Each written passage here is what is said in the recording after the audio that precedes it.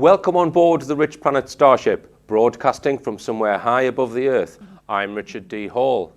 In tonight's show, we will be discussing a very disturbing phenomenon, that of animal mutilation, and the controversial subject of human mutilation.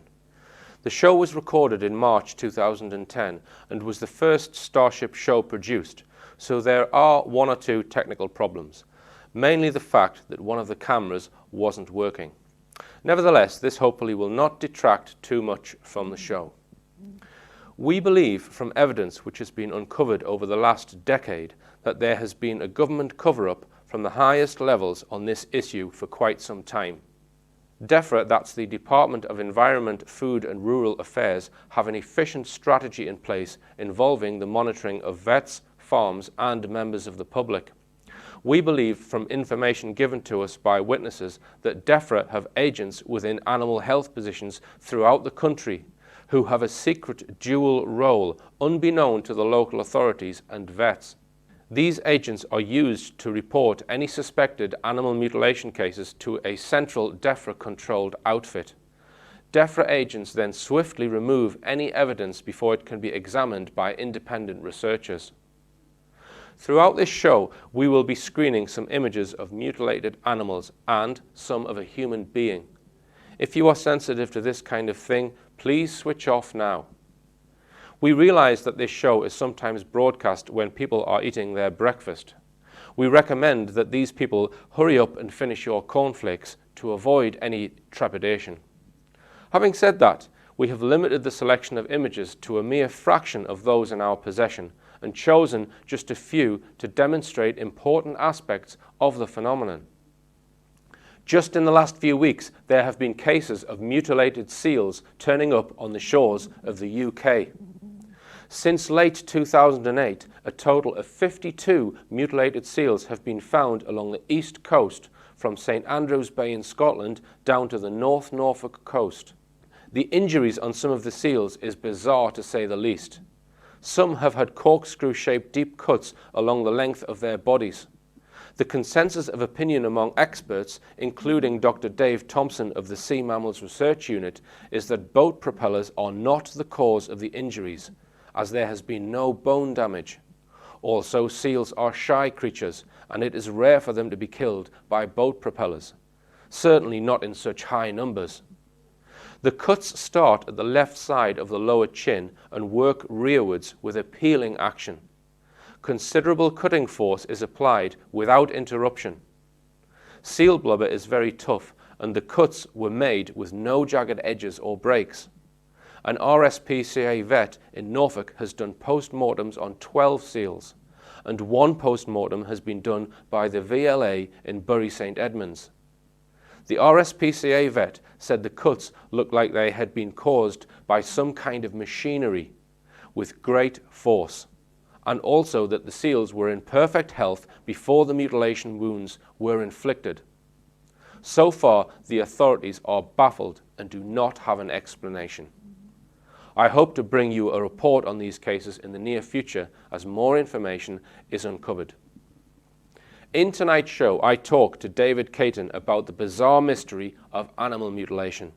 David was a photographer in the RAF for 10 years, then worked for British Aerospace for 28 years, rising to become the head of the Non-Destructive Testing Division.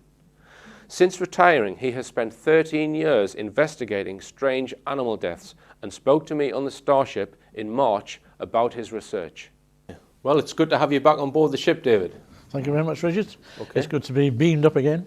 Good. I'm enjoying it more this time. I got a bit vertigo last time. Really? Yes. Well, I'll have to have a word with the technicians then. Okay, so you've come along today, David, to talk about the animal mutilation phenomenon. Yeah. And viewers may already know about the film Silent Killers that we made in May 2009. I do hope so. An hour-long documentary which charts a lot of David's and members of the APFU's work into the very strange animal mutilation phenomenon. Yes. Yeah. And I mentioned the APFU there, David. Would you like to just tell us a bit about the APFU? What does that stand for and what's it all about? Well, it's a name that one of the members, Phil Hoyle, actually coined. We had kicked some ideas around. There was 3 or 4 of us, no, 5 originally, people we got together after I'd been looking at the mutes on my own for 3 or 4 years, and got Phil interested because he'd seen something in UFO magazine, Quest UFO magazine, and we decided to pool our efforts, and Phil saw connections with the work he was doing with abductions possibly. So he decided his best name was Animal Pathology Field Unit, and we chose that because of the pathology umbrella, because we had I had a professor of pathology in Manchester University, Tony Fremont, who kindly agreed to help me and look at some animal bodies. Okay. So we've been running since about 2001 doing that. And so your group has been investigating strange animal deaths, injuries, disappearances, all that kind of thing, and the injuries are of a nature that don't seem to be carried out by normal animal predation. Now, could you just describe, because there's a sort of core group of you, the three of you now mainly in the APFU, isn't there? And you know, you've had some issues over the last sort of year or so. Would you like to expand on that, David? So that we had some various views and disagreements about who might be doing these mutilations, and the main issue, I guess, was the different viewpoints on the likelihood of human mutilations being done by the same agency who were doing the animal mutilations. Because some people seem quite happy to, you know, postulate about strange things happening to animals, but as soon as it gets a little bit closer to home, it's suggested that they're doing it to human beings. It's a whole new ball game, isn't it, David? It certainly with is, that because subject. The whole level of fright and fear, I guess, Yes. changes dramatically. Yes. It's one thing for a beast of the field who we raise to kill and eat, being killed strangely, and these mutilations taking place, which people can sort of live with that. Although a lot of people don't like it. Yes. I found in ufology, particularly people in crop circles studies, who find it objectionable.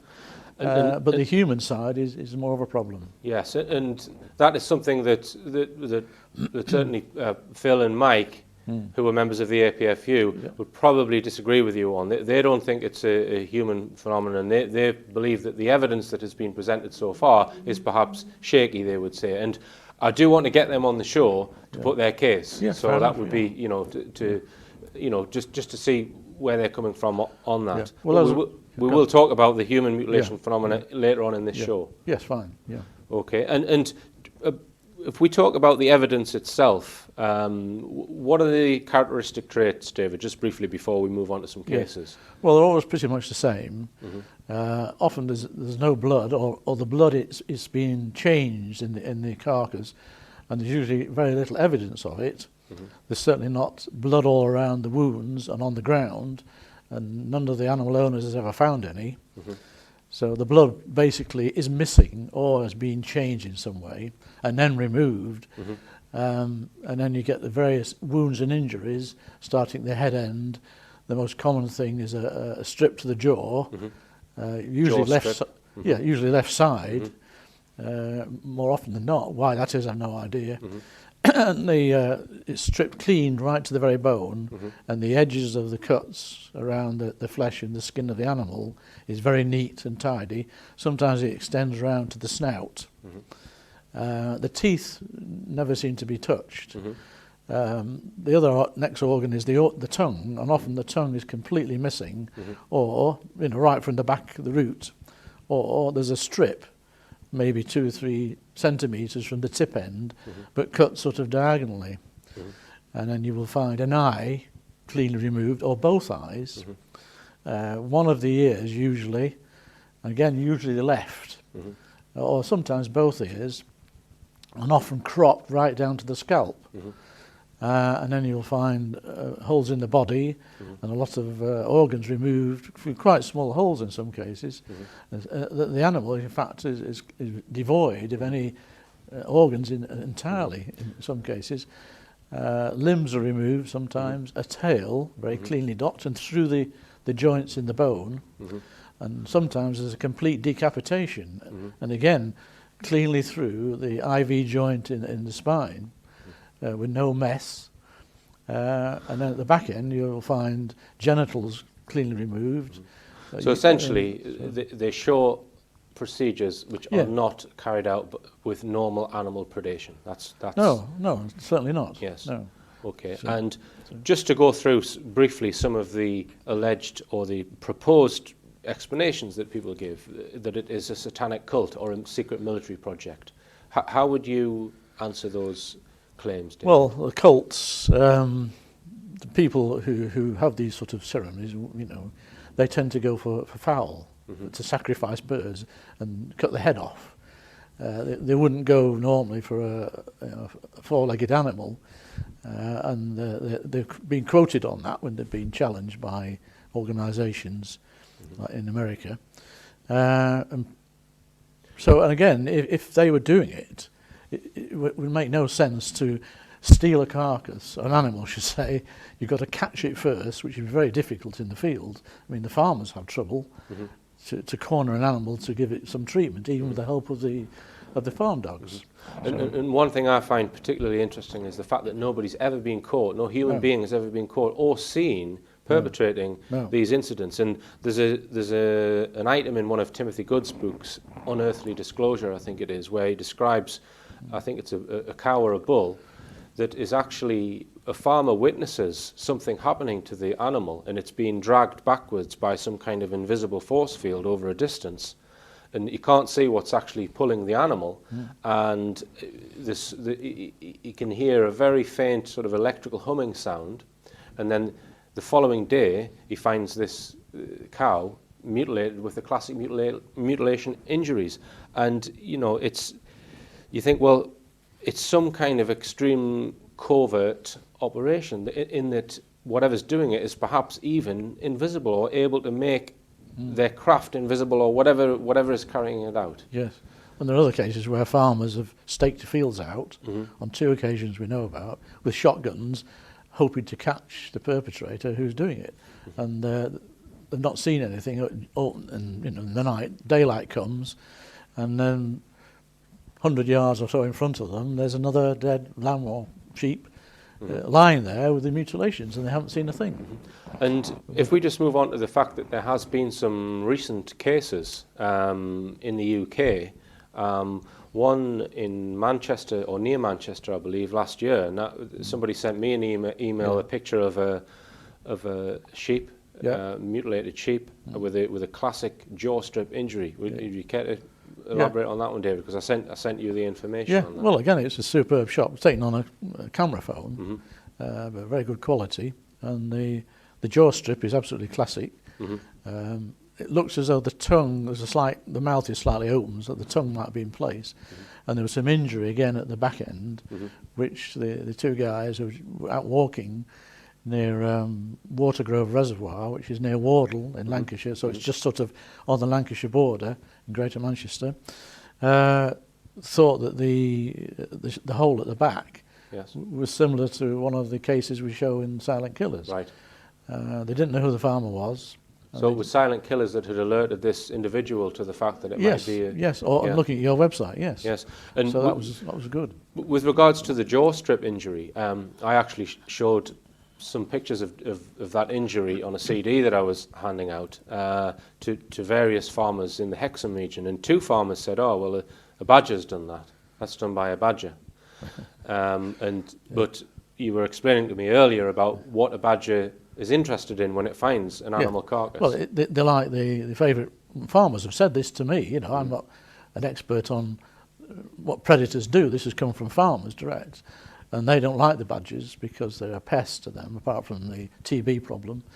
And the badger, they say, have very sharp claws, and they rip the chest open, particularly on lambs, and the heart and the liver is the favourite morsel. So they wouldn't bother chewing around the mouth area with very little meat. There's no virtue in that. And a lady who first reported this sort of jaw strip to me was quite near... Alison Kirkbride, was it? No, Alison Hall. Right, okay. I'm sorry, it was Hall Farm. Hall Hill Farm, was it? Hall Farm, up in Whittenstall, near Consett. And she was an expert, and she dealt with sheep all her life, and even lectured on sheep husbandry at a college in Durham, I think. Okay. And she reported this to me, and she said, I've never seen this in my life before, this jaw strip. And there was other injuries to the ewe, a half-born calf, which was a breech birth. You know, the head gets locked in the vulva, and the ewe mother died, and they went to collect it the following day and found the head was missing on the lamb now, and the ewe had a very peculiar cut of skin and flesh round one of the legs, right from the hock down to the bottom. Okay, then, and David. it was like a sock, it was like an ankle sock. Yes. So, right. So she dismisses the idea. I mean, if anyone was going to say it was a predator like a badger, it would have been her. Right, well, we're going to take a short commercial break now, David, and we're going to be talking about some more cases, indeed, when we come back. So stay tuned and don't go away.